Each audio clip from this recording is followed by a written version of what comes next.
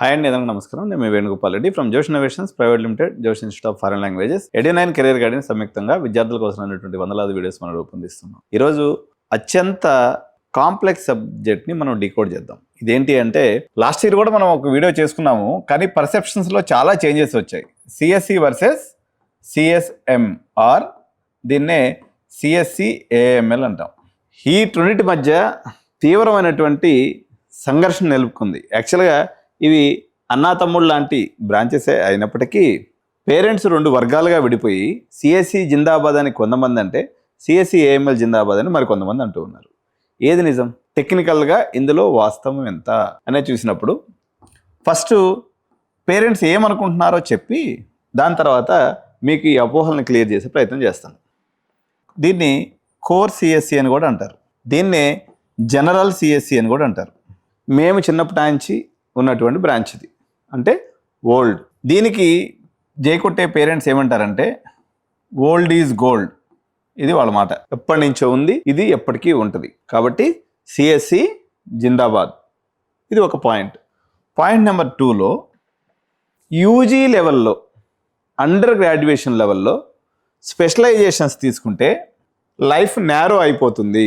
అంటే సపోజ్ సిఎస్సిలో చేరినటువంటి విద్యార్థి అయితే సిఎస్సి ఏఎంఎల్ అయినా తీసుకోవచ్చు, సిఎస్సి డేటా సైన్స్ అయినా తీసుకోవచ్చు, సిఎస్సి ఫుల్ స్టాక్ అయినా తీసుకోవచ్చు, లేదా రేపు పొద్దున ఏ ఇతర కొత్త టెక్నాలజీ వచ్చినా ఆ టెక్నాలజీలో ట్రైన్ అయ్యి మావాడు లాభాన్ని పొందుతాడు. రెండో వర్షన్ అంటే he can take any specialization after UG. UG అయిపోయిన తర్వాత రేపు పొద్దున పీజీ వెళ్ళేటప్పుడు కానీ ఈవెన్ ఇన్ టర్మ్స్ ఆఫ్ ఎంప్లాయ్మెంట్లో సిఎస్సి చదువుకున్నటువంటి పిల్లాడు ఎటువైపోయినా వెళ్ళొచ్చు అనేది సిఎస్సికి జై కొట్టేటువంటి పేరెంట్స్ చెప్పే మాట. ఇకపోతే మూడో పాయింట్ మనం తీసుకున్నప్పుడు, పునాదులు లేకుండా మనం బిల్డింగ్ కట్టగలమా? కంప్యూటర్ సైన్స్ ఇంజనీరింగ్లో ఫండమెంటల్స్ ఉంటాయి.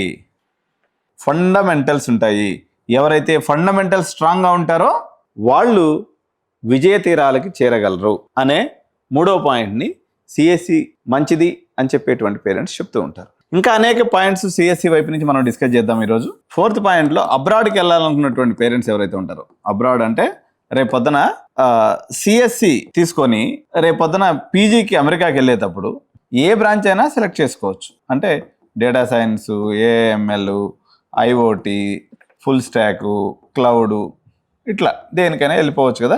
అన్నిటికీ సంబంధించినటువంటి పునాది ఉంది కాబట్టి వీసా ఆఫీసర్ పెద్ద అబ్జెక్షన్ పెట్టాడు అనేటువంటి ఒక వర్షన్ కూడా అబ్రాడ్ యొక్క పర్స్పెక్టివ్ చూసేవాళ్ళు కూడా ఉంటారనమాట. ఇక తర్వాత వచ్చేసి, సో 5వ పాయింట్లో తీసుకున్నప్పుడు రేపొద్దున గవర్నమెంట్ జాబ్కి సంబంధించింది కానీ, లేకపోతే గేట్కి సంబంధించింది కానీ, లేకపోతే పబ్లిక్ సెక్టార్ యూనిట్స్కి వెళ్ళదలుచుకున్నట్లయితే సిఎస్సికి సంబంధించినటువంటి వ్యాలిడేషన్ మాత్రం ఉంటుంది తప్ప స్పెషలైజేషన్ బ్రాంచెస్కి ఉండదు అనేసి మరో విషయాన్ని సిఎస్సి గురించి చెప్తూ ఉంటారు. సో ఈ 5 పాయింట్ల రీత్యా ఇంకొక పాయింట్ కూడా ఉందన్నమాట దీంట్లో. అదేంటి అంటే, ఎవరైనా సరే సహజంగా మన కుటుంబంలో సిఎస్సి చేరాలి అని అనుకున్నప్పుడు పాత తరం అంటే ఒక 10 ఏళ్ళ నుంచి వాళ్ళ అత్త కొడుకో, లేకపోతే చిన్నాన్న కొడుకో, కజినో, లేకపోతే ఎవరో ఒకరు సాఫ్ట్వేర్ ఇంజనీరింగ్ జాబ్ చేస్తూ ఉంటారు. వీళ్ళని పోయేసి మామయ్య, లేకపోతే అన్నయ్య, లేకపోతే చిన్నాన్న ఏదో ఒకటి ఉంటుంది కదా డిజిగ్నేషన్, వాళ్ళు పెట్టేసి నేను ఏ కోర్స్ చదవమంటావు బీటెక్లో అని అడిగితే ఆయన టక్కుని చెప్పేటువంటి ఆన్సరు సిఎస్సి తీసుకోమో బాగుంటుంది అంటాడు. వీళ్ళ యొక్క స్క్రీన్ అక్కడ దాకా ఆగిపోవటం కూడా మరో కారణం. అంటే వాళ్ళు చదివినప్పుడు సిఎస్సి ఉండింది కాబట్టి వాళ్ళు సిఎస్సి బాగుందని చెప్పారు. వాళ్ళు ఏఎంఎల్ వద్దని కానీ, లేకపోతే ఏఎంఎల్ గురించి వాళ్ళకి తెలియక కానీ, లేకపోతే డేటా సైన్స్ గురించి తెలియక కానీ, లేకపోతే ఐఓటి, ఇవన్నీ ఎందుకులే, మనం సిఎస్సి చదువుకుని ఉద్యోగం వచ్చింది, వాళ్ళకు కూడా సిఎస్సి సజెస్ట్ చేద్దాం, రిస్క్ లేని మ్యాటర్ కదా అని చెప్పేసి సిఎస్సి చెప్పడం కూడా సిఎస్సి జిందాబాద్ అనడానికి కారణాలు. అదేవిధంగా సిఎస్సి ఏఎంఎల్ జిందాబాద్ కొట్టేటువంటి వాళ్ళు ఎందుకు చెప్తారు?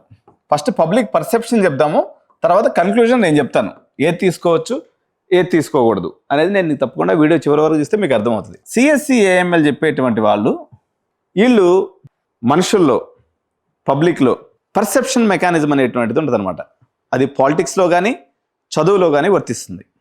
అంటే ఈరోజు తమిళనాడు ముఖ్యమంత్రిగా అక్కడున్నటువంటి ముఖ్యమంత్రి అవ్వడానికి సోషల్ మీడియానే కారణం అని చెప్తూ ఉన్నారు కదా. ఆయన పబ్లిక్ మీటింగ్స్ పెట్టినప్పటికీ, ర్యాలీస్లో పాల్గొన్నప్పటికీ, కేవలం జూమ్ మీటింగ్లు కార్యకర్తల్ని మోటివేట్ చేయడం ద్వారానే ఒక వ్యక్తి ముఖ్యమంత్రి అంత స్థాయికి వెళ్ళగలిగాడు. అంటే తన యొక్క ఆలోచనల్ని క్యారీ ఫార్వర్డ్ చేసేటువంటి ఒక సోషల్ మీడియా మెకానిజం అతను మూవీస్లో యాక్ట్ చేయటం వల్ల ప్రజల్లో ఆ యొక్క దగ్గరితనం, అంటే పబ్లిక్ ఎప్పుడు కూడా మూడు డిపెండెంట్ ఉంటారు అనమాట, అంటే వేవ్ డిపెండెంట్ ఉంటారు.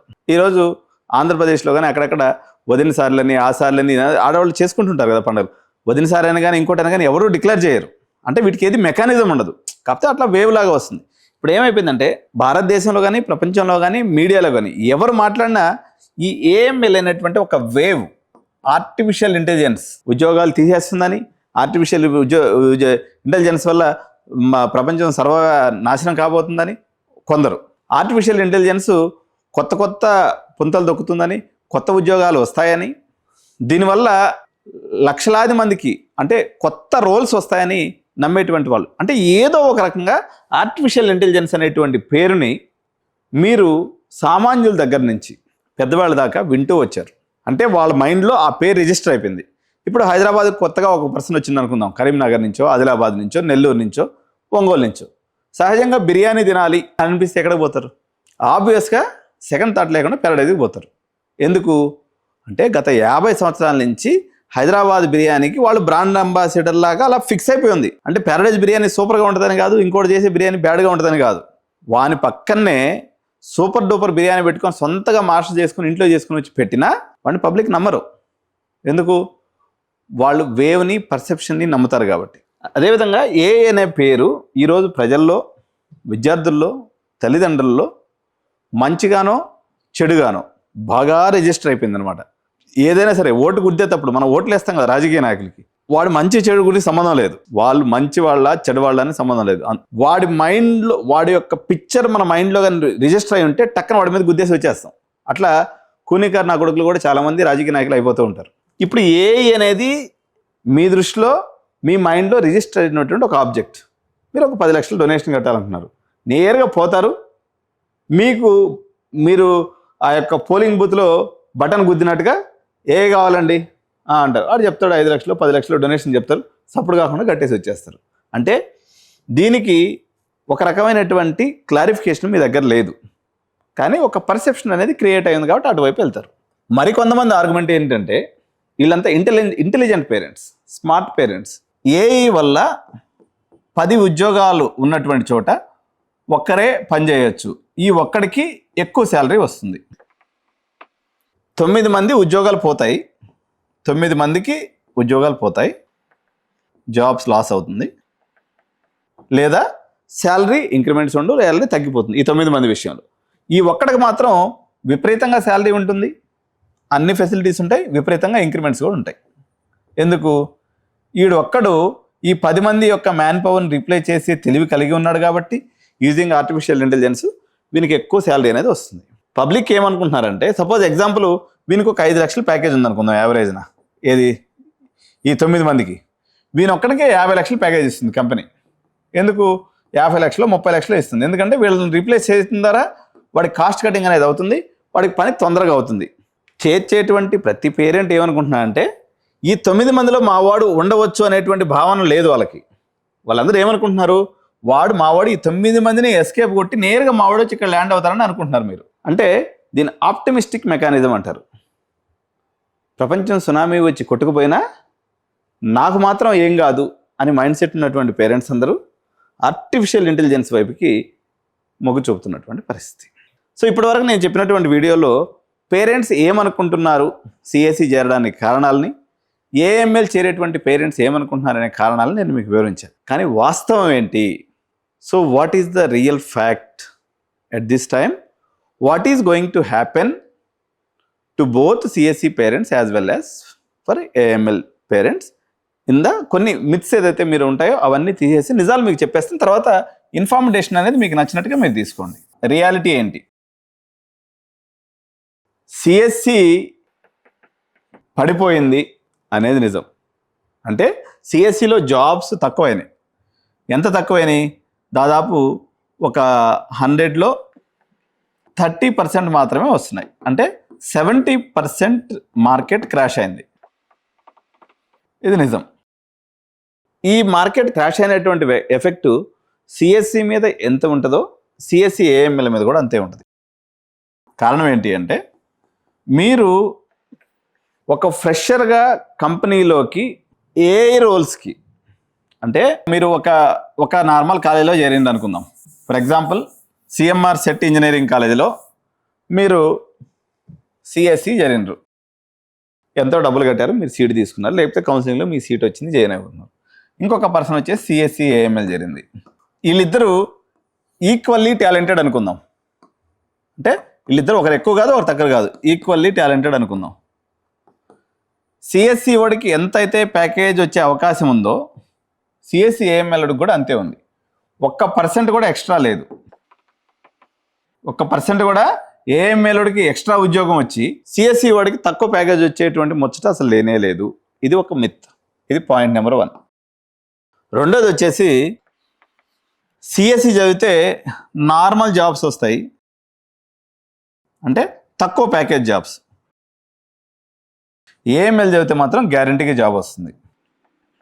ఇది కూడా ఒక పెద్ద అబద్ధం. ఎందుకంటే మీరు ఒక గ్రాడ్యుయేషన్ చదివిన తర్వాత అది సిఎంఆర్లో కావచ్చు, స్టాన్లీలో కావచ్చు, లేకపోతే జేబీఐటీలో కావచ్చు, లేకపోతే కేజీరేట్లో కావచ్చు, లేకపోతే హితంలో కావచ్చు, లేకపోతే సిబిఐటీలో కావచ్చు, లేదా శ్రీదత్త ఇంజనీరింగ్ కాలేజ్లో కావచ్చు. మీరు ఎక్కడ చదివింది అనే దాంతో సంబంధం లేదు. మీరు ఎక్కడ చదివినా ఈ 2 బ్రాంచ్లకు వచ్చేటువంటి ప్లేస్మెంట్ కేటగిరీ మీరు ఉన్నటువంటి కాలేజీలను బట్టి. ఫర్ ఎగ్జాంపుల్ మీరు ఇక్కడ సిబిఐటీలో సిఎస్సి వాడికి ఎంత అయితే వస్తుందో ఏఎంఎల్ వాడికి కూడా అంతే వస్తుంది. ఎందుకంటే మీ ఇద్దరు ఈక్వల్లీ టాలెంటెడ్. వీడికి 8 లక్షలు వచ్చిందనుకో, ఈయనకి కూడా 8 లక్షలే వస్తుంది. అంతేగాని వీడికి 10 లక్షల శాలరీ వచ్చి ఈయనకి 8 లక్షల శాలరీ ఉండటం అనేది ఉండదు. సో దీన్ని బట్టి both branches are equally important and both branches are equal. దేని పాయింట్ ఆఫ్ వ్యూలో? ప్లేస్మెంట్స్ పాయింట్ ఆఫ్ వ్యూలో. పోనీ నాలెడ్జ్ పాయింట్ ఆఫ్ వ్యూలో ఏమన్నా వేరియేషన్ ఉంటుందా? ఏఎంఎల్ చదివినోడికి సూపర్ డూపర్ సబ్జెక్ట్ టీచ్ చేసి 9 మంది ఎంప్లాయీస్ని తీసేసేంత నాలెడ్జ్ని స్టేట్ లెవెల్ ఇంజనీరింగ్ కాలేజ్ ఇవ్వగలవా? ఇదొక పాయింట్ చూద్దాం. సిఎస్సి అనేది పాత చింతకాయ తక్కువ కదా, ఇది వచ్చేసి మోడ్రన్ టెక్నాలజీ. ఏఎంఎల్ మొత్తం మీకు చెప్పేసి మిమ్మల్ని ప్రొడక్ట్ ఇంజనీరింగ్ చేసే అంత లెవెల్కి స్టేట్ లెవెల్ ఇంజనీరింగ్ కాలేజెస్ ఉండవు. అందుకనే మీకు ఐఐటి లెవెల్లో ఈ డిమార్కేషన్ అసలు ఎక్కడా కనిపించదు. ఈవెన్ ఎన్ఐటి లెవెల్లో కూడా కనిపించదు. కానీ స్టేట్ లెవెల్ కాలేజెస్ ఎందుకు ఇట్లా పెట్టుకుంటాయి అంటే, ఒక ఏఐసిటి నామ్స్ ప్రకారం 240కి మించి ఒక బ్రాంచ్లో ఇంటేక్ ఇవ్వరు. మన వాళ్ళు వేల సీట్లు అమ్ముకోవాలి కదా. అమ్ముకోవాలంటే ఏం చేయాలి? ఒక కొత్త దేవుడు కావాలి వీళ్ళు అమ్మడానికి. అందుకని సిఎస్సి ఏఎంఎల్ పెట్టుకుంటారు. ఏఎంఎల్ కూడా ఒక ఫుల్ అయిపోయింది, 240 నిండిపోయింది, మళ్ళీ తీసుకొచ్చేసి ఏఐడిఎస్ అని పెడతారు. ఇది కూడా ఒక 240 ఇంటేక్ అయిపోయింది, అప్పుడు మళ్ళీ ఏఐ అని పెడతారు. ఇది కూడా అయిపోయింది, మళ్ళీ డేటా సైన్స్ అని పెడతారు. తర్వాత ఇంకోటి cyber security and block chain technology అంటారు, లేదా ఐఓటి. ఇట్లా రకరకాల పేర్లతో తీసుకొస్తారు. కానీ సిఎస్సి ఫ్యామిలీలో అన్ని స్పెషలైజ్డ్గా చెప్పే పరిస్థితి ఇంజనీరింగ్ కాలేజీలో లేనే లేదు, ఫ్యాకల్టీనే లేదు. ఈరోజు భారత ప్రభుత్వం నిర్వహించేటువంటి ఎన్ఐటీస్లోనే 4000 మంది ఫ్యాకల్టీ కొడుతున్నటువంటి పరిస్థితుల్లో ఇన్ని బ్రాంచ్లు చెప్పడానికి ఎక్కడున్నారు బాబు ఫ్యాకల్టీ? మీరు ప్రొడక్ట్ లెవెల్ ఇంజనీర్ కావాలి అనుకున్నట్లయితే నేను ఏమవుతారో చెప్తారు చూడండి. మీరు టైర్ 1 కాలేజెస్ వర్సెస్ అంత దూరం వెళ్ళాలి. కానీ బట్ జనరల్గా ఒక కాలేజీలో సిబిఐటి లాంటి కాలేజీలో అనుకోండి, లేకపోతే మిడ్ టైర్లో ఉన్నటువంటి గీతాంజలి, సిఎంఆర్ లాంటి కాలేజెస్ అనుకోండి, దాని కింద టైర్లో ఉన్నటువంటి శ్రీదత్త కానీ, లేకపోతే కేజీరెడ్డి కానీ, లేకపోతే జేబీఐటి లాంటి కాలేజెస్ ఏదైనా కానీ, అంటే మీరు లెవెల్గా ఏ లెవెల్ ఆఫ్ కాలేజ్ అయినప్పటికి కూడా మార్కెట్ బాగుంటేనే ఎవరైనా ప్లేస్మెంట్ చేయగలరు. అంతేగాని ఇప్పుడు స్టేట్ లెవెల్ కాలేజ్లో పోయేసి మీరు product level engineer product level engineers కూడా అయితే అవ్వచ్చు, కానీ ఏ ప్రొడక్ట్ లెవెల్ ఇంజనీర్స్ అవ్వడం అనేది ఆల్మోస్ట్ అసాధ్యం. 1-6 ఎగ్జామ్షన్స్ ఉండొచ్చు. బట్ జనరలీ ప్లేస్మెంట్ యొక్క అనాలిసిస్ని లాస్ట్ 1 ఇయర్గా నేను దగ్గర నుంచి అబ్జర్వ్ చేస్తే దేని మీద ఉద్యోగాలు ఉన్నాయని మనం తీసుకున్నప్పుడు ఇది లేటెస్ట్ సర్వే అండి. లాస్ట్ 1 ఇయర్ నుంచి చేసిన సర్వే, లేదంటే లాస్ట్ 7-8 మంత్స్లో చాలామంది జనరేటివ్ ఏఐ స్కిల్ కావాలని అడుగుతున్నారు. జనరేటివ్ ఏఐ అంటే ఏంటి? ప్రాంప్ట్ ఇంజనీరింగు, తర్వాత ఏజెంటిక్ ఏఐ, మల్టీ ఏజెంట్స్. ఈ స్కిల్ అడిషనల్ స్కిల్గా ఉండాలి, ప్లస్ మీరు కోడ్ కూడా రాయగలగాలి.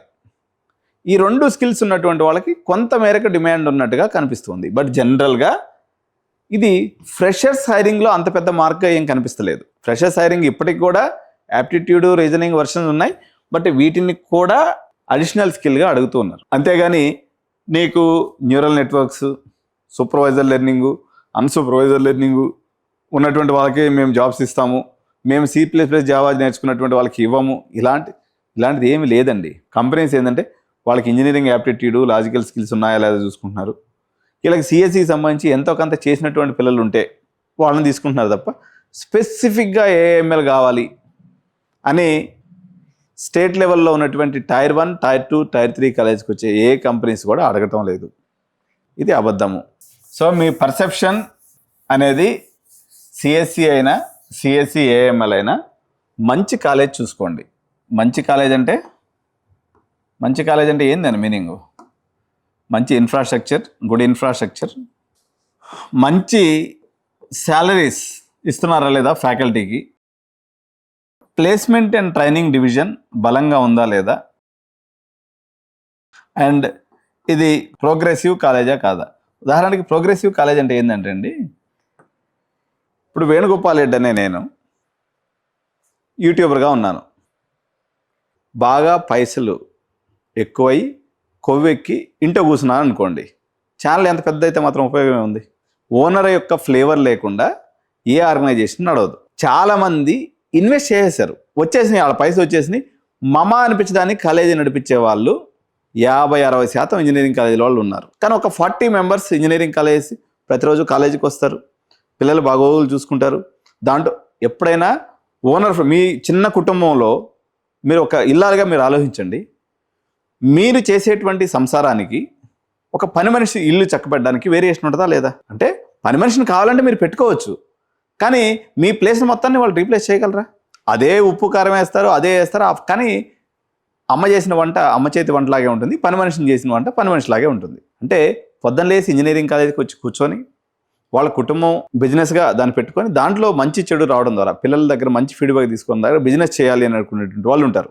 వాష్రూమ్ని గబ్బుగొడి చెడు చేసుకొని, ఎక్కడ దుమ్ము దూషారం ఆడ వేసేసుకొని, రీఎంబర్స్మెంట్ లేదనే కారణంతో ఫ్యాకల్టీకి 3-4 నెలలు జీతాలు ఎగ్గొట్టి, ఇంకా కొంతమంది అతి మేధావులు అనమాట. వీళ్ళు మేధావులు కాదు, ఓవర్ స్మార్ట్ పీపుల్.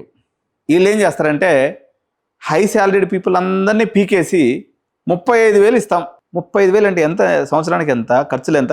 ఒక విషయం నేను చెప్తున్నాను, కొన్ని కాలేజీల్లో ఏం చేస్తున్నారు చూడండి, ఇది ఎంత అన్యాయం అంటే, ఒక ఫ్యాకల్టీ ఒక 10 years ఎక్స్పీరియన్స్ ఉంటాడు అనుకోండి, ఒక సిఎస్సి ఫ్యాకల్టీ ఒక 10 years ఎక్స్పీరియన్స్ ఉంటుంది.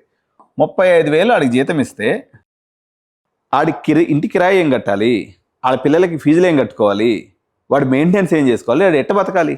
అంటే దీన్ని ఎక్స్ప్లాయిటేషన్ అంటారు. ఈ ఎక్స్ప్లాయిటేషన్ ఫ్యాకల్టీతో చేసిన వాడు మీతో కూడా చేస్తాడు. అంటే కనీసం ఒక కాలేజీలో 5-10 లక్షల రూపాయలు డొనేషన్ తీసుకుంటున్నటువంటి కాలేజెస్లో కూడా 35,000 శాలరీ ఇవ్వడం ఏం దౌర్భాగ్యం ఇది? సో మీరు ఏదైనా ఒక కాలేజీలో చేరేటప్పుడు సీక్రెట్గా ఎంక్వైరీ చేయండి, అసలు ఈ కాలేజీలో ఫ్యాకల్టీకి జీతాలు ఎంత ఉన్నాయి. ఇప్పుడు కొంతమంది ఉంటారు 7th పే స్కేల్స్ ఇస్తారు. 7th పే స్కేల్స్ అంటే 1,75,000 నుంచి మినిమం శాలరీ కూడా 1,30,000 ఉంటుంది అనమాట. ₹1,00,000 పై మాటే ఏదైనా కానీ. ఇట్లా శాలరీస్ బేస్ చేసే కాలేజీలు ఎన్ని ఉన్నాయో మీకు తెలుసా? ఇది చెప్తే మా వాళ్ళు ఏడిచ్చేస్తారు. కానీ చాలామంది పిచ్చోళ్ళు, మైండ్ ఖరాబ్ అయినటువంటి వాళ్ళు మేము 25,000 కాడ నుంచి బేరం పెడతారు ఫ్యాకల్టీని. అరే వాళ్ళు ఎంటెక్లు చదువుకొని, బీటెక్లు చదువుకొని, ఇదే చైర్మన్ మళ్ళీ ఏం చెప్తారు తెలుసా? మా కాలేజీలో చెప్తే 10 లక్షల ప్యాకేజ్ వస్తుందని చెప్తాడు. ఫ్యాకల్టీకే వాడు ఎంటెక్ దాకా చదివిస్తే వాడికి 25,000 ఇవ్వడం చేత కాదు, కానీ వచ్చిన వాడికి మాత్రం డొనేషన్ తీసుకొని 10 లక్షల ప్యాకేజ్ కొట్టిస్తాను. ఇది ఏం కథ ఇది? కాబట్టి మీరు మంచి కాలేజ్ చూసుకోండి, జెన్యూన్గా తలుకులు బెలుకులని కాకుండా. మార్పులు వచ్చినాయండి. వచ్చినటువంటి మార్పుల్లో చాలా జనరేషన్ ఆఫ్ కాలేజెస్లో న్యూ జనరేషన్ ఎంటర్ అయిపోయింది. ఒకప్పుడు ల్యాండ్ లార్డ్స్ ఆ రోజున పరిస్థితుల్లో ఎట్లా కాలేజీలు పెట్టారు, వాళ్ళు చాలామందికి మంచి చేశారు, కొంతమందికి చెడు చేశారు, అయిపోయింది. కానీ న్యూ జనరేషన్ వాళ్ళు వచ్చి ఎవరైతే లీడ్ చేస్తున్నారో, అది గీతాంజలి ఇంజనీరింగ్ కాలేజీలో new generation Harshavardhan Reddy sir కానీ, లేకపోతే సిఎంఆర్లో అభినవ్ సార్ కానీ, లేకపోతే రోహిత్ కేజీ రెడ్డి కానీ, లేకపోతే ఎవరైతే ఈ చాలామంది యంగ్ జనరేషన్ ఇప్పుడు వచ్చి కాలేజెస్ని లీడ్ చేస్తూ ఉన్నారు, శ్రీదత్తాలో కానీ. అంటే చాలా ఇంజనీరింగ్ కాలేజ్లో నెక్స్ట్ జనరేషన్ వాళ్ళ పిల్లలు చదువుకొని వచ్చి కొత్తదనం చేయాలనేటువంటి ప్రయత్నం చేస్తున్నారు. ఇటువంటి దాన్ని ఒకదాన్ని చూడాలి. అంటే కాలేజీని ఎవరు ప్రస్తుతం లీడ్ చేస్తున్నారు, ఆ కాలేజీలో ఫ్యాకల్టీస్ యొక్క శాలరీస్ ఏ రకంగా ఉన్నాయి, 7th పే స్కేల్స్ ఇస్తున్నారా లేదా, లేకపోతే ఫ్యాకల్టీని ఎక్స్ప్లాయిటేషన్ చేస్తున్నారా లేదా, ఇటువంటి చూసుకోవాల్సినటువంటి విషయం ఉంది. సిఎస్సి ఏఎంఎల్ వాస్తవానికి పెద్ద ఫరక్ అయితే లేదు. ప్లేస్మెంట్ పాయింట్ ఆఫ్ వ్యూలో రియల్గా నిజంగా తేడా లేదు. మీరు మంచిగా కోడింగ్ స్కిల్ నేర్చుకొని డే 1 నుంచి లింక్డ్ఇన్ ప్రొఫైల్ మెయింటైన్ చేసి మీరు గిట్హబ్లో ప్రాజెక్ట్స్ పెట్టుకొని మంచిగా లీడ్ కోడ్లో స్కోర్ మెయింటైన్ చేస్తూ జీసాక్ అంటే గూగుల్ సమ్మర్ ఆఫ్ కోడ్ ఇటువంటి వాటిలో కాంపిటీషన్స్లో పార్టిసిపేట్ చేస్తూ హ్యాకర్ ర్యాంకు హ్యాకర్ ఎర్త్ ఇటువంటి ర్యాంక్స్లో పార్టిసిపేషన్ చేస్తూ ప్రపంచం ఏ డైరెక్షన్లో మూవ్ అవుతుందో అదే డైరెక్షన్లో మూవ్ అవ్వాలి. దాదాపు తెలంగాణలో హైదరాబాద్లో ఉన్నటువంటి చాలా కాలేజెస్లో పట్టుమని ఒక నలుగురు కూడా ప్లేస్మెంట్ సెల్లో లేరు. మీరు పోయేసి ఇన్ఫ్రాస్ట్రక్చర్ చూసి జాయిన్ అవ్వడం కాదు, ప్లేస్మెంట్ సెల్లో ఎంటర్ అవ్వండి. అది మెయింటైన్ చేస్తున్నారా లేదా, కనీసం ఆ యొక్క డిపార్ట్మెంట్కి ఫండ్స్ ఉన్నాయా లేదా, పిల్లల్ని కొత్త తరానికి వీళ్ళు ప్రిపేర్ చేసేటువంటి మైండ్ సెట్ కలిగి ఉందా ఇంజనీరింగ్ కాలేజ్ అనేది మనం చూసుకోవాలి తప్ప కొంచెం హోంవర్క్ చేయాలండి. జనరల్గా మా పేరెంట్స్ అందరూ స్మార్టే, మీరు అందరూ హోంవర్క్ చేస్తారులే, కానీ ఎవరైనా చేయలేని వాళ్ళు ఉంటే ఎడ్యునైన్ సంప్రదిస్తే ఈ కాలేజీ యొక్క జీతకాలని మీ ముందు పెడతాం. వాస్తవం, ఎందుకంటే సెన్సార్ లేకుండా ఇప్పుడు నేను మాట్లాడే మాటలన్నీ సగం మింగేసి మాట్లాడుతున్నా, ఎందుకంటే నిజాలు మాట్లాడితే మా వాళ్ళకి ఎక్కడ లేని ఉక్రోషం వస్తుంది, అందుకని సగం మింగేసి మాట్లాడుతున్నాను. మీకు నిజంగా సెన్సార్ లేనటువంటి కెరియర్ గైడెన్స్ కావాలన్నట్లయితే ఎడ్యునైన్ సంప్రదించండి. Thank you so much. జై హింద్, జై భారత్.